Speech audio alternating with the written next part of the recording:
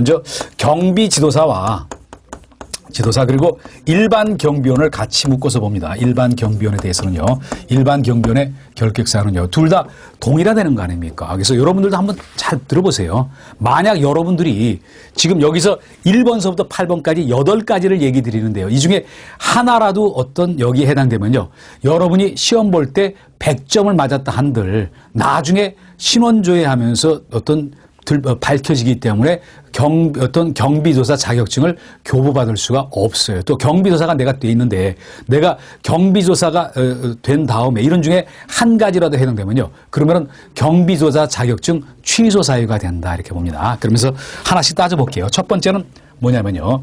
연령 가지고 그런다는 거 아닙니까? 나이 갖고 얘기를 하거든요. 뭐 그러면서 뭐라고 얘기했냐면요.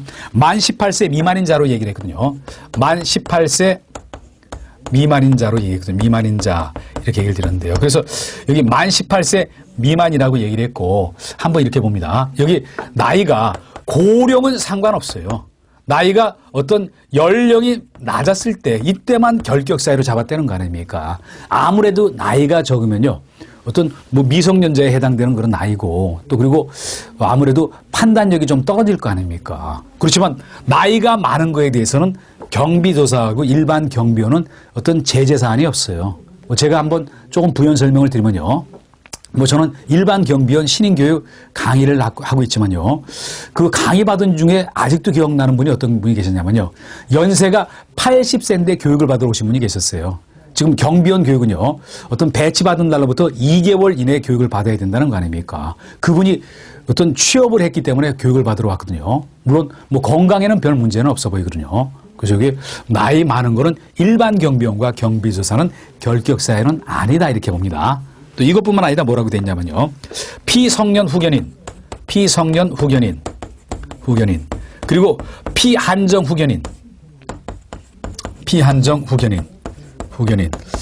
요 두 가지의 경우도 결격 사유에 해당이 된다. 근데 두 가지를 한번 얘기를 드려봅니다. 앞서 우리가 그 임원의 결격 사유 할 때 뭐 얘기를 드렸지만 다시 한번 얘기를 드리면요.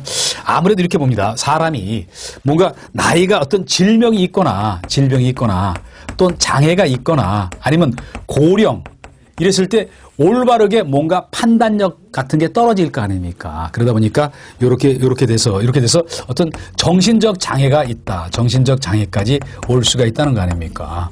이렇게 뭐 그래서 정신적 장애가 있어서 어떤 사무 처리 능력이요. 사무 처리 능력과 관련했어요. 이 능력이 어떤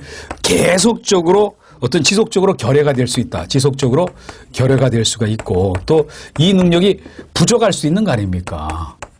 그게 지속적으로 결여됐을 때 피성년 후견인 그리고 부족했을 때 피한정 후견인 물론 각각 이렇게 되기 위해서는 법원에서 판사가 선고가 있어야 돼요. 그러면은 요때 우리가 어떤 결격 사유가 해당된다. 그래서 쉽게 얘기하면요. 나이가 어려서 그리고 정신적으로 문제가 있어서 각각 이런 경우에는 경비조사 또는 일반 경비원이 될 수가 없다라고 얘기한 거 아닙니까? 또 두 번째를 봅니다. 두 번째 뭐라고 얘기했죠? 파산 선고를 받고 또 복권되지 아니한 자라고 얘기한 거 아닙니까? 여기서 얘기하는 파산 선고라는 거는요. 그것은 뭔가 경제적으로 뭔가 문제가 있어가지고 법원에서 판사가 파산 선고를 내린 거로 국한을 시켜놨어요. 그렇지 이거는 내가 어떤 사업하다 망해서 나 파산이다 그런 파산은 아니라는 거 아닙니까? 그런데 파산 선고가 이어지고 있는 그런 기간 동안에는요. 그때 기간에는 뭔가 경제적 사망으로 본다는 거 아닙니까? 물리적으로 내가 살아있으면서 막 친구들 만나고 밥도 먹어도요. 경제적으로 죽은 거로 봐버려요. 그게 원상도 회복되기 위해서는 다시 판사가 법원에서 복권 선고를 해줘야 돼요. 그러다 보니까 파산 선고는 받았지만 복권 안 된 사람이라고 얘기한 건 아닙니까? 만약 단순히 파산 선고를 받은 자 그러면 결격 사유에 해당되는지 안 되는지 알 수는 없어요. 정확하게 복권되지 아니한 자 여기까지 정리가 되셔야 된다 이렇게 봅니다. 또 그리고 세 번째를 봅니다. 세 번째를 가서 보면요. 금고 이상 형의 선고라 그랬죠? 금고 이상 실형의 선고가 있었다. 선고가 있고 또 그리고 그런 다음에 뭐라고 했냐면요. 집행이 종료됐거나 면제된 날로부터 집행이 종료가 됐거나요. 집행이 종료가 됐거나 그리고 집행이 면제된 요때가 아니라 요 날로부터 해서 무려 5년이 지나지 않는 자 5년이 지나지 않는 자, 경과되지 아니한 자라고 얘기를 한 건 아닙니까? 물론 다시 한번 얘기 드립니다. 금고 이상 실형에 선고라 그랬죠? 그러면 금고 이상에 어떤 게 해당되냐면요. 사형도 금고 이상에 해당되고 징역도 금고 이상에 해당되고 그리고 금고 요 세 가지를 얘기한다는 거 아닙니까? 뭐 사형은 여러분이 다 아시는 거고 징역과 금고의 차이는 뭐냐면요. 징역의 경우에는 정역이라고 하는 노무를 시키고 금고의 경우는 정역이라고 하는 노무를 시키지가 않아요. 그러다 보니까 징역이 금고보다 더 한 단계 높은 형벌이라고 얘기한다는 거 아닙니까? 그래서 주로 금고의 경우는 어떠냐면요. 뭔가 어떤 사상범 같은 경우는 금고가 되는 경우가 많다 이렇게 봅니다. 뭐 그런 다음에 집행이 종료됐다. 이거는 뭐냐면요. 만약 예를 들어서 징역 3년 선고받고 3년 다 살았다.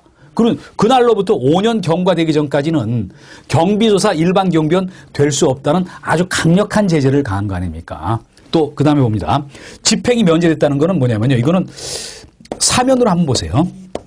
뭐 일반 사면이 됐든 특별 사면이 됐든 사면을 받게 되면은 그 형벌 처벌 받은 거 다 없은 거로 해주는 거 아닙니까? 그때 그런 날로부터 또 5년이 경과되지 아니한 자 그러면서 아주 강한 어떤 규제를 가해놨다. 그러면서 한번 이렇게 얘기를 드려봅니다. 우리가 만약 무슨 기사라든지 기능사 같은 기술적인 관련되는 그런 국가 자격증은요.